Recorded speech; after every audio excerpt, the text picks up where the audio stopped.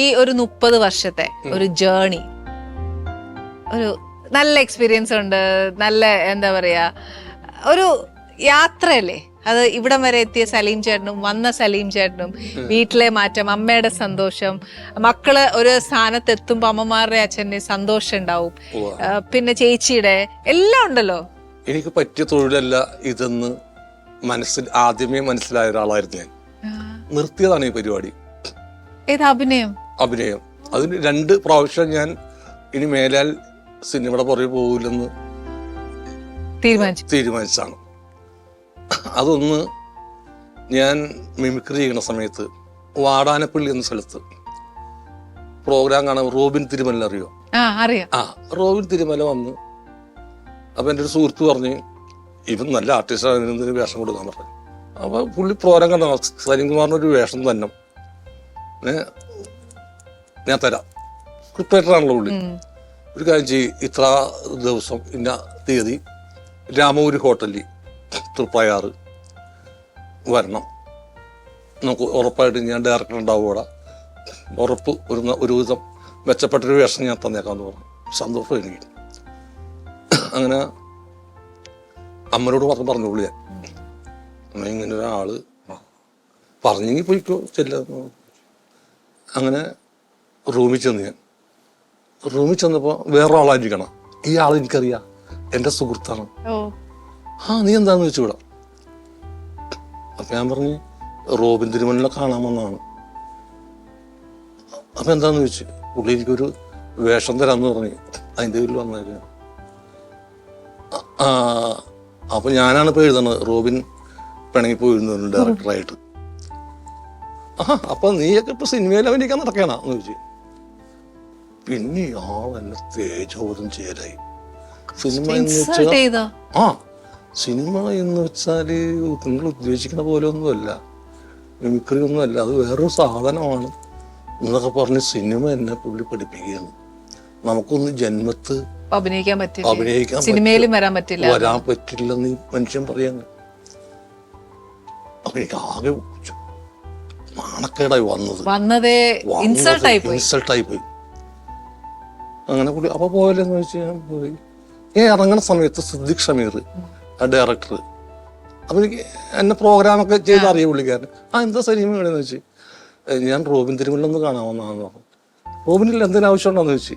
അങ്ങനെ ഇല്ല, ആവശ്യമൊന്നുമില്ലെന്ന് പറഞ്ഞു. അന്ന് ഞാൻ തീരുമാനിച്ച് ഇനി പരിപാടിക്ക് നിൽക്കരുന്ന്. ശരിക്കും വേദനിച്ചല്ലേ? ശരിക്കും വേദന. അതൊന്നും മറക്കാൻ പറ്റില്ല, ഒന്നും മറക്കാൻ പറ്റില്ല അതെനിക്ക്. അങ്ങനെ വർഷങ്ങൾക്ക് ശേഷം ഞാൻ സിനിമ റോക്കറ്റ് പോലെ ഓടി നടക്കുന്ന സമയത്ത് ഇതേ തിരക്കഥാകൃത്ത് റോബിൻ തിരുമലല്ല, എന്റെ സുഹൃത്താണ് അയാള്.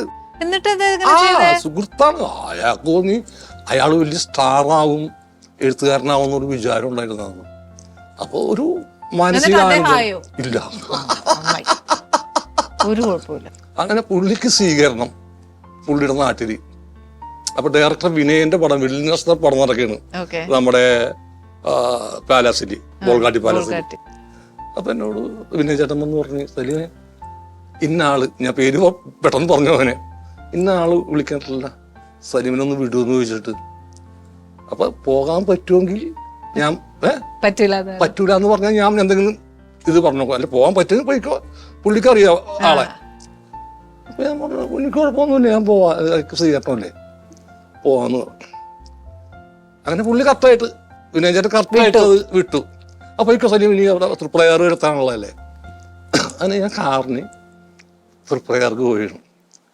തൃപ്രയാർക്ക് പോകുമ്പോൾ കൊടുങ്ങല്ലൂർ പാലം കഴിയുമ്പോൾ അതുവരെയും എനിക്കറിയില്ല, ഒരു പറവൂർ തൃപ്രയാറ് വണ്ടി വന്നി. ചുമ്മാ നോക്കി ഇങ്ങോട്ട്, ഇത് പണ്ട് ഞാൻ ആ വണ്ടി ഒന്നുമല്ല, ഇത് പണ്ട് ഞാൻ വന്ന വണ്ടിയല്ലേ ഇത്. ഡ്രൈവറോടാ വണ്ടി വെക്കി വീട്ടിൽ പോകുമെന്ന് പറഞ്ഞു. ഞാൻ പോയില്ല. പോയി കഴിഞ്ഞ് ഈ കഥ ഞാൻ പറയും. എന്തിനാണ് അയാൾക്ക് സ്വീകരണം കൊടുത്ത സ്ഥലത്ത് ഞാൻ ഈ കഥ വിഷമിപ്പിക്കണ്ടെന്ന് വെച്ചിട്ട് ഞാൻ പോകുന്നു.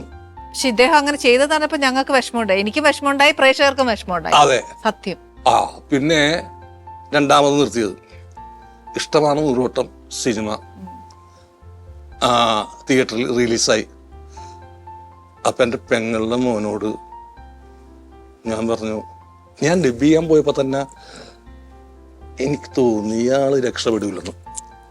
എൻ്റെ രൂപം കണ്ടപ്പോ സിനിമക്ക് പറ്റിയൊരു രൂപമൊന്നും ചേട്ടൻ തന്നെ സ്വയം ജഡ്ജ് ചെയ്തു. കാരണം മറ്റുള്ളവരൊക്കെ നിൽക്കുന്ന സമയത്ത് ഞാൻ നിൽക്കുന്ന നമുക്കറിയാലോ, നമുക്കൊരു എൻ്റെ അപർഷതബോധത്തിന്റെ പേരിലാണോ എന്താണെന്ന് എനിക്കറിയില്ല. അങ്ങനെ ഞാൻ എൻ്റെ പെങ്ങളുടെ മോനെ വിട്ട് സിനിമ കാണാൻ ഞാൻ പോയില്ല. അപ്പൊ പെങ്ങളുടെ മോൻ സിനിമ കണ്ടിട്ട് നിങ്ങൾ കാണാൻ അത്ര വലിയ ലുക്കില്ല, ഒരു സുഖമില്ലെന്ന് പറഞ്ഞു. അപ്പൊ ഞാൻ വിചാരിച്ചു കറക്റ്റാ, ഞാനെടുത്ത അതേ തീരുമാനവും പറഞ്ഞോളൂ. എനിക്ക് മനസ്സിലാകാതെ. അപ്പൊ ഞാൻ വിചാരിച്ചു ഇതെന്റെ ലാസ്റ്റ് പടമാണെന്ന് ചോദിച്ചു. ഇത് കഴിഞ്ഞു, ഞാൻ ഒരു പടത്തിൽ അഭിനയിച്ചു, തീർന്നു. പക്ഷെ എന്നെ അവിടെ എടുത്താൽ സമ്മതിച്ചില്ല. പിന്നെ അനിൽ ബാബു വിളിച്ചു, ഞാൻ പോയില്ല ആ സിനിമക്ക്. മന്നാടി ഏർപ്പെട്ട് ചെങ്കോട്ട ചെക്കൻ. ഞാൻ പറഞ്ഞു ഞാൻ പോകണ്ട, സിനിമയിൽ എനിക്ക് ഞാനില്ല.